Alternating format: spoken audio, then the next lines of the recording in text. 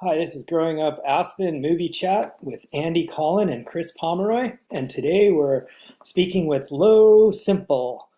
We grew up with Lo, and his dad wrote lots of screenplays. He wrote all the episodes of Batman, the TV show that we all grew up on. He wrote King Kong, the original with not the original, but the remake with Jeff Bridges and Jessica Lange.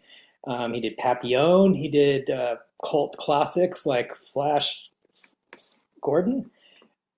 Um, and so here we are with Lo Semple talking film. Now another strange tie-in is Max von Sydow, who Oh, before he passed was in literally every movie ever made. yeah. But so my grandfather lived in Marine on the St. Croix in Minnesota, just this tiny little town.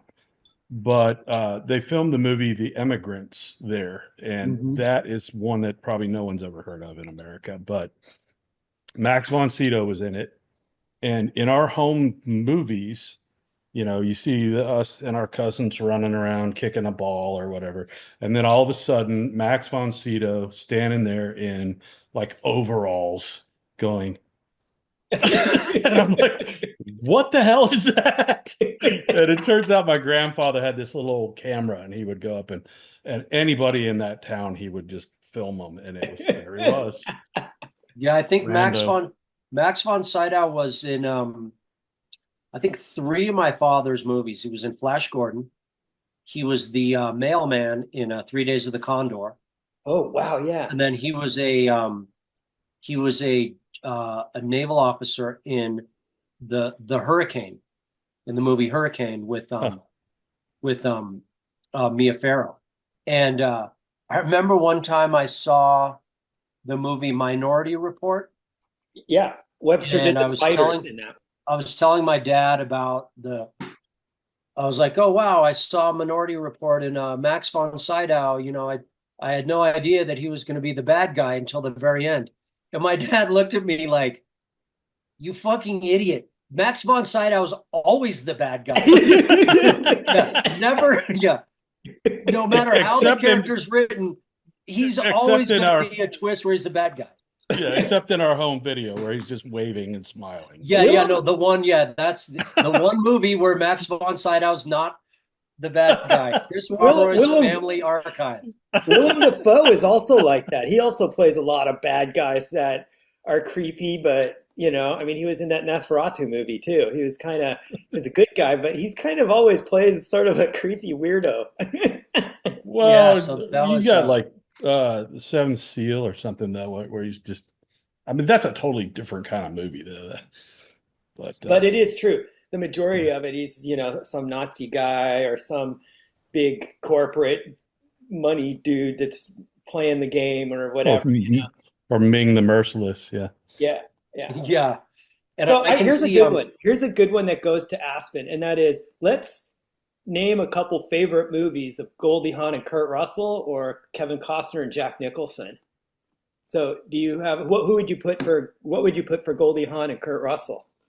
I mean, I think Private Benjamin for Kurt Goldie Hawn stands out to me, and then Kurt Yeah. Russell, I think, like the instant go-to is Snake Plissken in Escape from New Oh York. yeah. I Yeah. mean, I still make like Snake Plissken references on a not a regular basis, but on an irregular basis. Yeah. And I remember I, seeing that movie at the ISIS, Escape from New Yeah, me York. And too. I saw it, yeah. I I think, with actually you. like I was wearing these like crazy sunglasses, walking through the mall and carrying my skis, and I had this one piece ski suit, and this lady stopped me and she said, "Are you Kurt Russell?" And I was like, "No, but thank you." It was funny. I like my hair was longer, and anyway, I was super flattered. Anytime you get mistaken for Snake Plissken, you're doing something very right. Snake Well, Plissken. I thought you I, were dead. I would say the Exactly. one movie that I've seen of both of theirs, which is the husband and wife movie, which is cool, was Overboard. Amy and I Overboard. that used to be in the background whenever we were animating our movies and working on our little shorts and stuff. that was one of those movies that was always on heavy rotation, just in the background, because you could kind of watch and kind of do what you're doing, but kind of, you know. Yeah. So, little piece of trivia. I read somewhere that Kurt Russell was the last thing that Walt Disney ever wrote down was just Kurt Russell. And Bizarre. yeah, I think he was eyeing him as the next big star or something. Well, you know what? But the other thing I was going to say was, I don't know if you remember it or not, but when we were in high school, Goldie Hawn hosted a world premiere of the movie Wildcats at the Wheeler Opera House. Yeah. And that was Yeah, it pretty was a cool. She fundraiser. came It out was a and talked about fundraiser for it. the community school. Yeah, Yeah. that was pretty cool. I remember Yeah. sitting in the audience for that one. Speaking of the Wheeler Opera House and movies, my big memory of movies and the Wheeler Opera House was the 3D double feature. I just did an article about that. Creature of the Black Lagoon, and it Yeah. came from outer space. Yeah. And the creature from the Black Lagoon was you know, the 3D movies in that era were very there was like, Basic. you know, there was like one part I think in the Creature of the Black Lagoon in the beginning where like the guy like reaches his hand out with a cup of a coffee or something, and it kind of comes out into the theater, and that was really striking.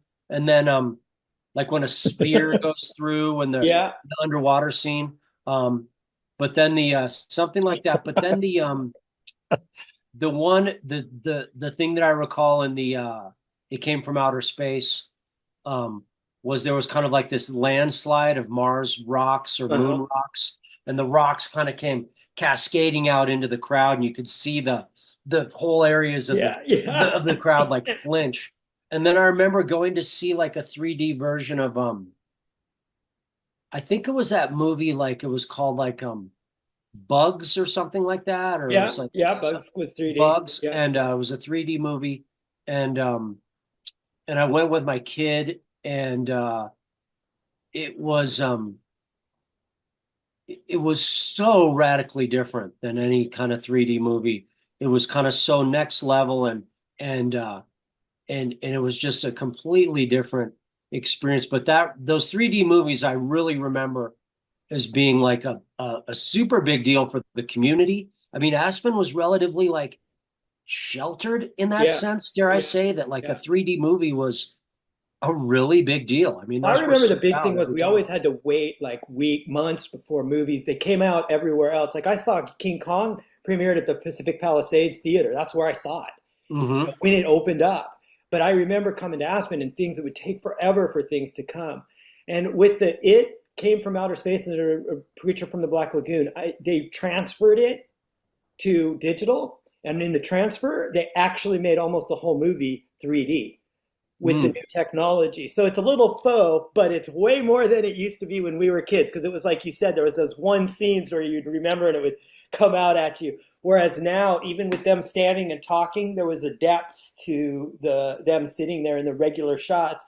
So they kind of improved it, which makes it even more, it's obviously old, taking you back in time, and it's pretty cool. We went and saw the premiere of King Kong in Denver. Oh, cool. Downtown in Denver. And I remember that a little row kind of reserved for some family members and things like that. And it was this they were showing it before another movie that people had actually paid money to go see, as kind of this like test market. Right. They're using Denver, this kind of like, middle America cow town, as this test market for King Kong. And you have never seen people look so bored or put out having to sit through King Kong before it came out. I felt terrible, because I was like, wow, I was really excited to see the movie. Wow. The people in the theater were just kind of like, man, this sucks. We came here to see this other movie, and we have to see, So that was my experience of seeing King Kong, which I thought was. We came here to see Herbie. Yeah, exactly. But the thing about the 3D that you were saying, how it's kind of been redone, I'd be interested to see that. And it kind of like it strikes me like that 3D movie compared to the new 3D movies is similar to what's happening with special effects, right? You go to a movie Right. with special effects and it's all guns out right from the start. There's no buildup, there's no nuance, it's not dynamic. It's just literally all the time, full fire hose blast, Yeah. sound effects right out of the gate. And I think that really does the effects industry a huge disservice. I mean, I think like you want it to be like a song or a set list at a concert.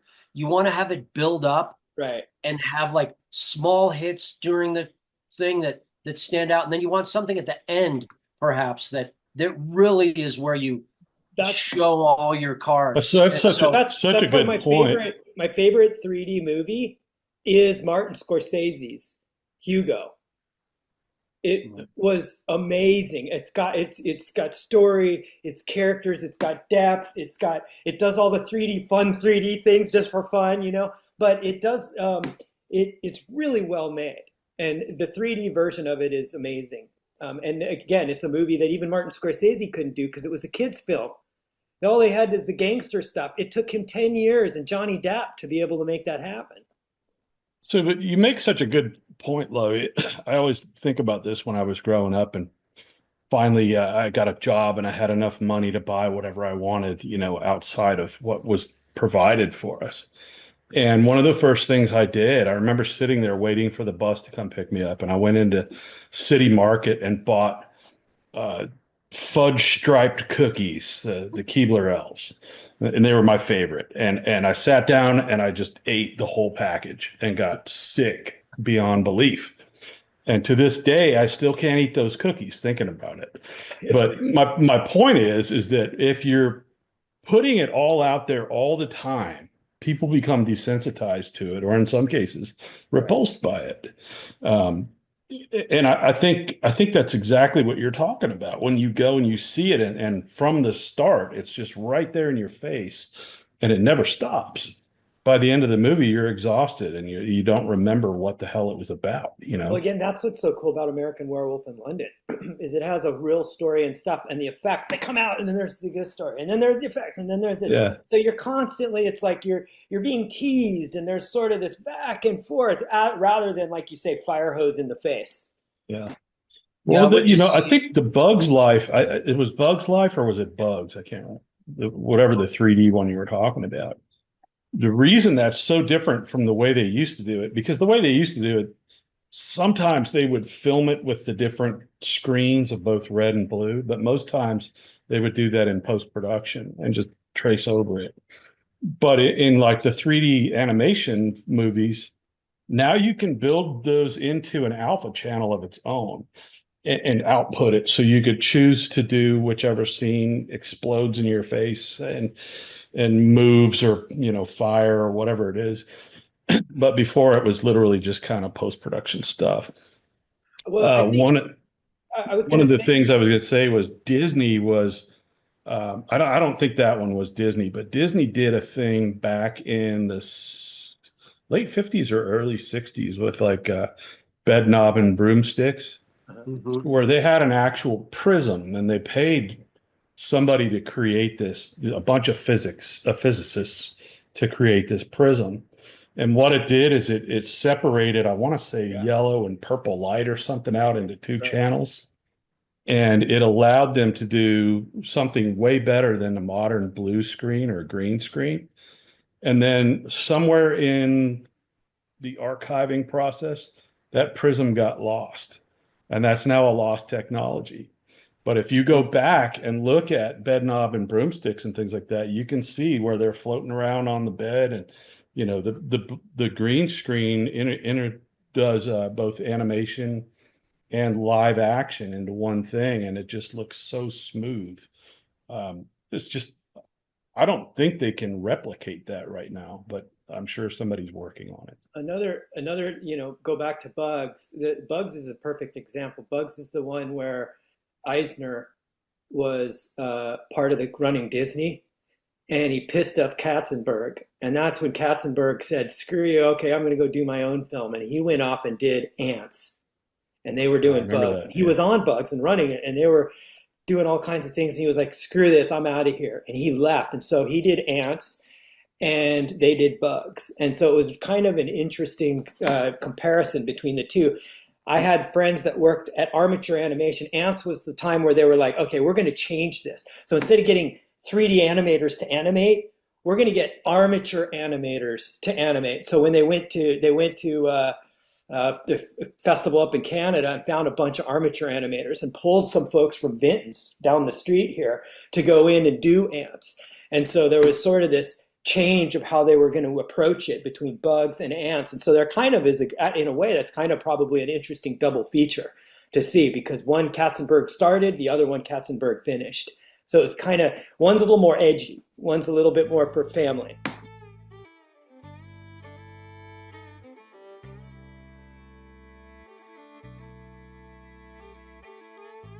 Well, I hope you had fun talking with Semple, Chris Pomeroy, and Andy Collin. And we had a bunch of fun talking about the film industry. And we'd like to thank the Aspen Times and the Aspen Daily News for letting us use some of their materials in our book, Growing Up Aspen, Adventures of the Unsupervised. Lo is one of the authors, and we're just so delighted to have a fun conversation with him. Hope you enjoyed.